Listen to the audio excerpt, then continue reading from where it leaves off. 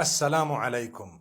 Each time I write Sha Allah in English, people comment saying you must separate these three words Sha Allah, and you must not write it together because it has a bad meaning. It means create Allah, and someone said this and someone said that, and it's wrong and you cannot. Okay, let me explain. It's not like we don't know how to spell it. If you are writing Sha Allah, which means if Allah wills, okay, in the Arabic language, if you're writing it in the Arabic language, the correct way of writing it is three separate words. Sha'a Allah. So Sha'a Allah. And when you're saying it, you say Insha Allah. Okay? So I'm writing it in the Arabic language. The correct way of writing it is three separate words. Insha Allah in the Arabic language.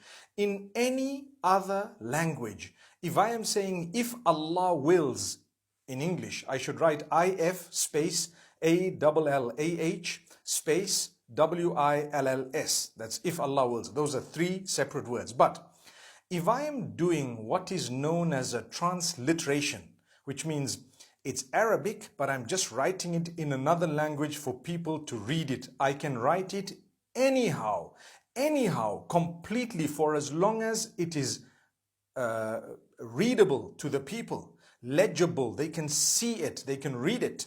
If you look at, the Malay language, they write Sya Allah, the SYA. They pronounce the SY the way we pronounce SH. So they can write it how they want, for as long as when people read it, they read it Insha Allah. Because a transliteration means nothing. It is only making you read something. For example, I write Bismillahir Rahmanir Rahim. How should you write it? Come on. Don't get into such a silly argument. You can write BISM. You don't need to write B space, ISM space, ALLAH space. You just write BISMILLAH, Bismillah. It's okay. You don't need to separate it because it's just a translation. Sorry, a transliteration. But if you are writing it in the Arabic language, you will need to write the Ba, Sin, Mim, space, Allah, space, Ar-Rahman, space, Ar-Rahim, because that's the Arabic and that's how it should be written, okay?